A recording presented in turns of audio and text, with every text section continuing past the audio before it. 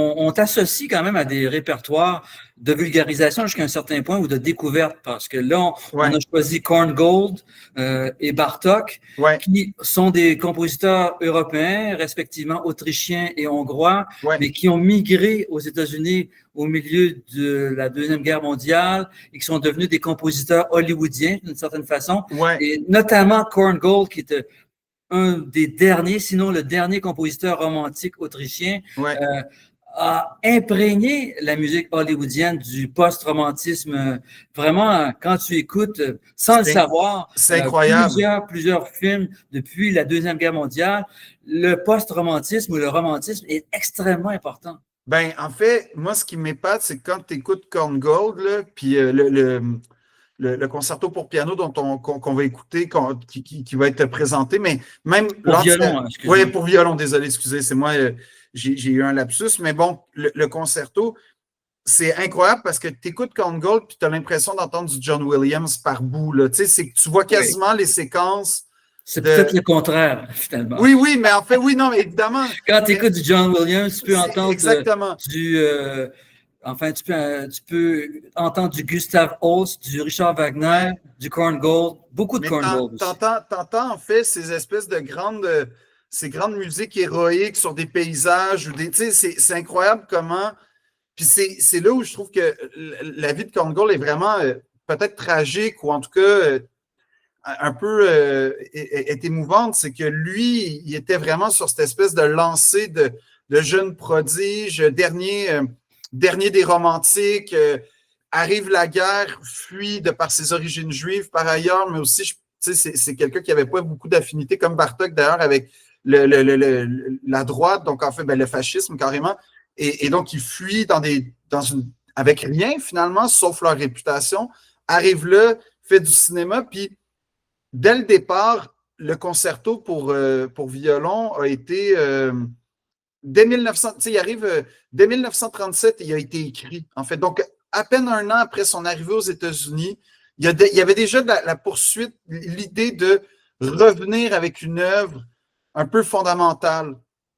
Et en fait, lui, si on lit un peu les écrits de sa vie, il y a pas l'impression, il y a cette espèce d'impression de travail un peu d'oiseau ou d'avion, c'est-à-dire qui a explosé en plein vol, c'est-à-dire que sa carrière a été rompue. Oui. Il n'a jamais pu reprendre la gloire d'antan après la guerre. Or, c'est ça qui est fondamentalement émouvant, c'est que peut-être qu'en Europe, il n'y a pas eu l'espèce d'éclat des grands compositeurs de symphonie. Par contre, il a profondément marqué un genre musical qui est hyper important aujourd'hui, hyper populaire, qui est une porte d'entrée en musique classique pour beaucoup de gens, c'est-à-dire la musique de film. Oui, et sa renommée commence à croître, on dirait maintenant. Oui. C'est sûr qu'on joue du Korngold depuis très longtemps, mais depuis ses années de vie, lorsqu'il était en vie, il est mort en 1957. Et donc, maintenant, c'est devenu de plus en plus important parce que l'attrait pour la musique classique, version symphonique et cinématographique, c'est de plus en plus important. Alors, les gens font souvent une transition en symphonique à partir des musiques de films qu'ils connaissent. Là, Korngold devient fondamental. Absolument. Puis non seulement il devient fondamental, mais je dirais qu'il devient même une porte d'entrée parce que c'est un romantique. Donc, en fait, si on commence à s'intéresser à Korngold, on va s'intéresser à la musique romantique. Et là, il y a une arborescence qui apparaît instantanément, qui nous fait remonter. Donc, en fait, c'est vraiment quelqu'un qui... Mais moi, je suis très heureux de constater que disons, la postérité ou l'époque contemporaine le mettent sur un piédestal sur lequel il mérite d'être, en fait. Et sur lequel peut-être lui-même ne s'est pas mis, puis ça, c'est vraiment un regret, ou en tout cas, je trouve que puis il est mort assez jeune, à 60 ans, juste. Il aurait, 10 ans de plus, ça aurait peut-être fait une différence, on ne sait pas. Absolument, puis c'est ça qu'en fait que je trouve, puis du fait aussi qu'à l'époque, la musique de film n'était vraiment pas considérée et n'avait certainement pas le respect qu'elle a aujourd'hui. Il y a ça aussi, je trouve. C'est considéré comme un genre mineur. Souvent, quand même, on peut voir que des compositeurs beaucoup plus jeunes que Korngold ont fait à la manière d'eux, ils ont moins de mérite. Mais Korngold était vraiment un authentique post-romantique. Absolument. Bon, peut-être en retard par rapport à la musique moderne, comme par exemple Rachmaninov l'était, des gens qui étaient plus conservateurs, étaient plus proches du 19e siècle que du 20e, mais quand même, ils ont profondément marqué la culture populaire sans qu'on le sache. Ah oui, là, non, maintenant, on commence à le savoir. Non, tout à fait. Puis moi, c'est incroyable parce que je vais pouvoir le dire, en tout cas, c'est que fermez les yeux, puis vous allez revoir des scènes de films qui ont même pas rapport, en fait, à l'œuvre qu'on est en train d'écouter, mais ça va vous évoquer des souvenirs cinématographiques. C'est là où l'empreinte est majestueuse. C'est qu'en fait, ça évoque des choses qui sont intimement liées à des souvenirs, des œuvres qu'on aime, mais qui n'ont même pas de lien. Donc, c'est là l'influence, puis c'est là la pertinence de remettre ça de l'avant, en fait. Oui.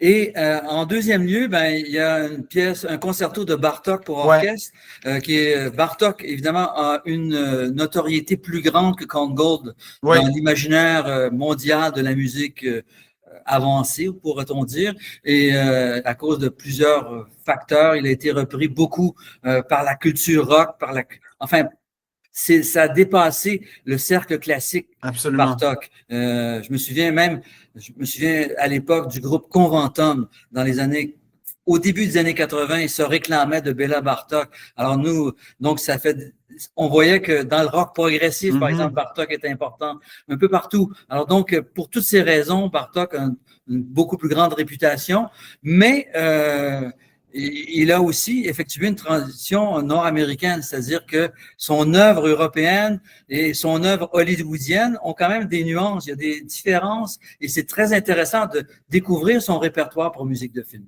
Ben oui, puis c'est aussi, lui, c'est un cas aussi où l'influence a été quasiment plus grande que l'œuvre à quelque part. Tu sais, c'est un cas où il y a son œuvre.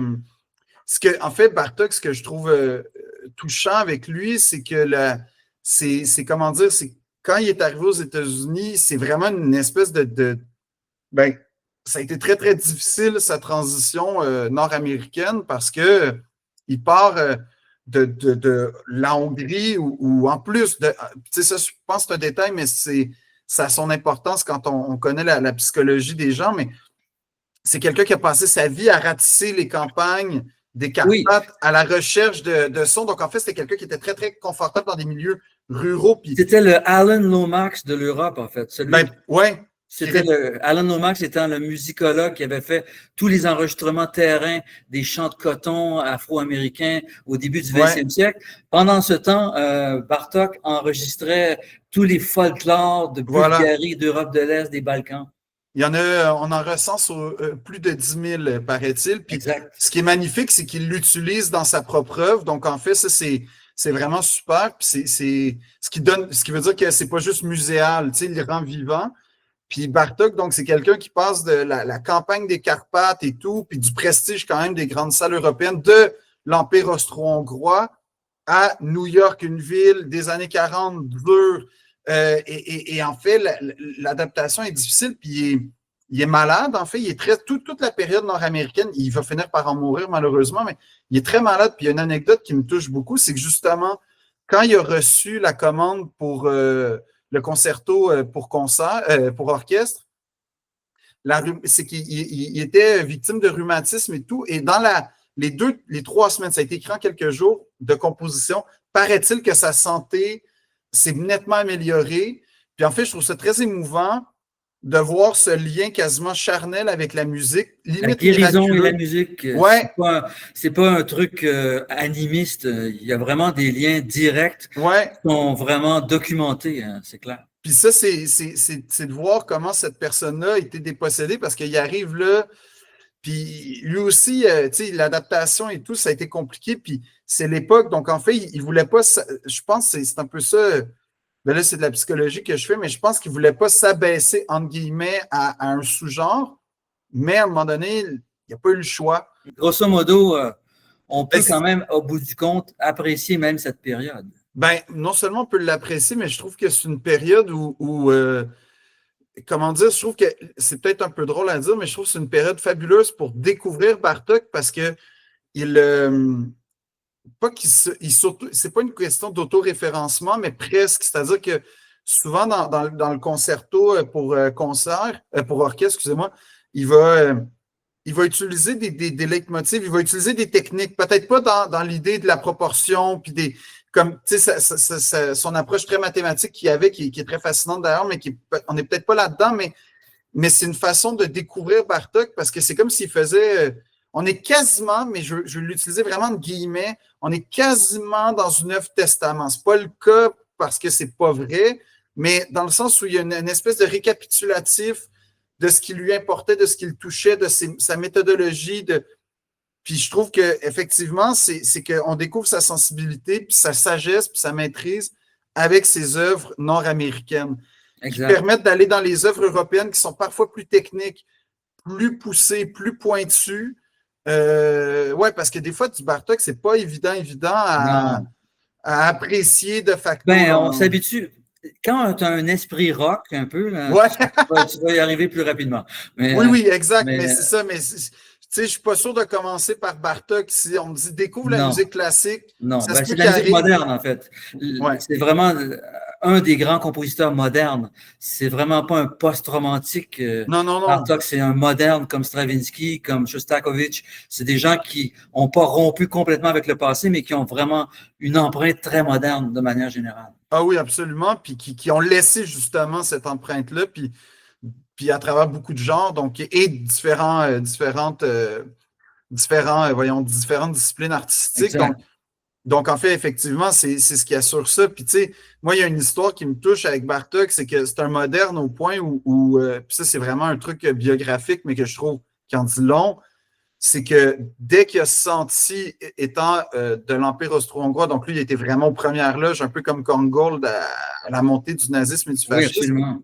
Tu sais, il a immédiatement rompu, mais ça lui a coûté très cher d'un point de vue professionnel, financier, immédiatement rompu tous ses liens avec l'Allemagne. Donc, en fait, on ne pouvait plus le jouer. Il a refusé qu'on joue son répertoire en Allemagne. Il y a l'équivalent de sa maison de disques, en tout cas, puis ça est devenu un peu reprise par l'État autrichien, donc en fait allemand, puisqu'il y a eu l'Anschluss, mais il a rompu. Et par exemple, il a demandé, ça c'est dans son testament, il a demandé que tant que le nazisme en fait existait, qu'il n'y ait aucune rue, aucune place, rien à son nom, en fait, qu'il n'y ait aucun honneur qui lui soit attribué par un État. Puis moi, ça m'impressionne cette pensée rebelle et moderne. En fait, je trouve ça très, très moderne comme façon de vivre dans ces années-là. Tu sais, c'est pas juste une résistance, c'est une perception de l'avenir, en fait.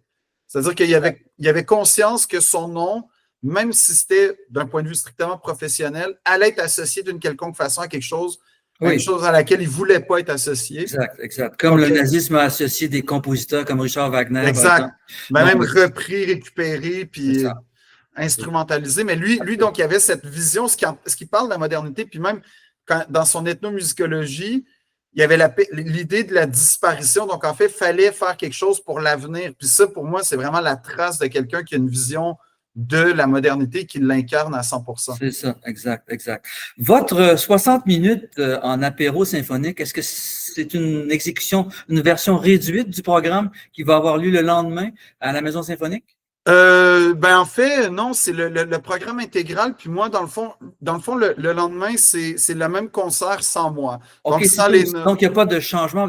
Parfois, dans des concerts comme ça, on peut présenter une version réduite, je ne sais pas. Non, c'est que souvent, mais là, j'avoue que j'ai pas été voir, mais c'est vrai que les précédentes éditions, il y avait souvent une petite pièce de 10-15 minutes qui, en fait, meublait le temps que moi, je parlais au micro. Là, mais en l'occurrence… Sensiblement, ce sont les mêmes programmes. Globalement, oui, à 97%. Oui, on aura l'occasion de contempler le talent de Simone Lamsma, qui est néerlandaise, grande soliste au violon, qui sera avec l'OSM sur la direction de Raphaël Paillardet.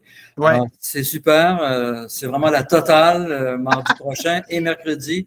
Mardi avec Philippe Audry-Larue Saint-Jacques en apéro symphonique, donc à la Maison symphonique, et le lendemain, concert régulier de l'OSM avec sensiblement le même programme. Exactement, sans moi. Donc, en fait, à décider, il y en aura pour tous les goûts, avec et sans moi. Et tu seras de retour, Philippe Audrey, la rue Saint-Jacques, en... Le 5 mars pour un nouvel apéro, effectivement. Et sinon, tu es beaucoup, beaucoup en Europe en ce moment. Hein? Oui, oui, oui. Ben, en fait, depuis février dernier, j'ai pratiquement passé tout mon temps en France à présenter mon spectacle Enfants du siècle dans des théâtres de Paris. On a atteint la 100e représentation la semaine dernière. Oh God, ça va bien? Ben oui, c'est assez impressionnant.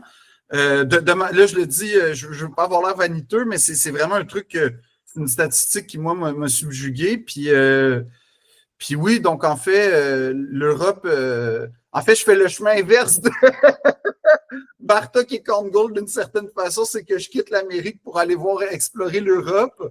Quand tu vas revenir, personne va exactement. Quitter. Voilà, exactement. Donc,